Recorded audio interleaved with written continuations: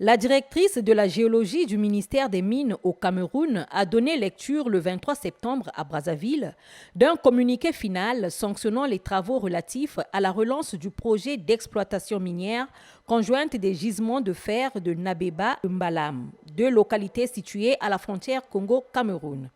Prélude à cette rencontre, une réunion avait été coprésidée par Pierre Oba, le ministre d'État, ministre des Mines et de la Géologie de la République du Congo, et Gabriel Dodo Ndoké, le ministre des Mines, de l'Industrie et du Développement technologique du Cameroun. Il en est ressorti 6 recommandations. La relance du projet d'exploitation des gisements de fer de Nabeba et de Mbalam, l'accélération des travaux de construction du chemin de fer Nabeba, Mbalam et Kribi et le terminal minéralier multimodal de Kribi. L'organisation courante au octobre 2021 d'une mission sur le point de jonction de deux projets. La redynamisation du comité mixte de haut niveau de suivi de projets miniers transfrontaliers. L'actualisation des études de faisabilité qui prennent en compte les projets Nabeba et Mbalam. La nécessité d'échange d'informations sur le projet Nabeba et Mbalam. La volonté commune des deux membres du gouvernement est donc de conjuguer leurs efforts pour accélérer le processus de démarrage effectif des travaux d'exploitation du projet Nabeba-Mbalam. Je constate que sur cette tête congolaise, aujourd'hui, nos deux États ont pris un nouveau départ. Celui de la mise en commun de leurs énergies et de leurs ressources pour que demain naisse en Afrique centrale, en Afrique subsaharienne et en Afrique en général l'exemple d'une coopération sud-sud bilatérale qui devrait faire tache d'huile dans le développement de nos ressources respectives, la valorisation de nos ressources du sous-sol respectives.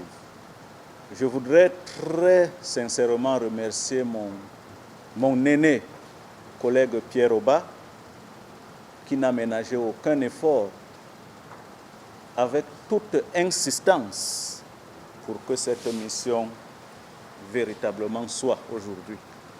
Je vous l'ai dit à l'entame, ici même le 21, c'est depuis janvier que nous aurions pu être ici, mais aujourd'hui enfin nous sommes là. Merci et de tout cœur sincèrement, mon très cher aîné, merci encore. Je voudrais simplement prendre l'engagement, monsieur le ministre d'État, cher aîné, de relayer tout ce qui s'est dit ici à mon gouvernement, à mon président de la République, de faire ce qu'il sera de mon pouvoir pour donner corps à nos engagements respectifs pris ici.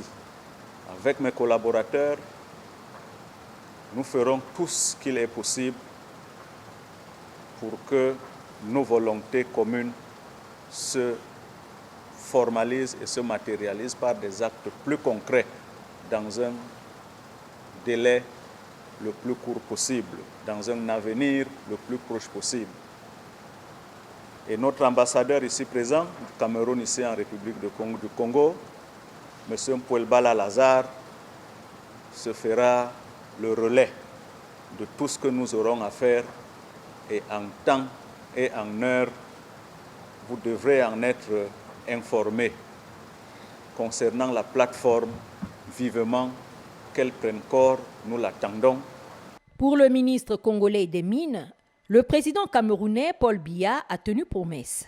Nous avons beaucoup de travail qui nous attend et donc nous allons essayer de resserrer le dispositif pour aller très vite parce que de toute façon, nous sommes tenus au compte rendu régulier et on a nos hiérarchies respectives qui attendent et qui suivent de très près les travaux qui paraissent fébriles ici, mais qui sont d'une importance certaine.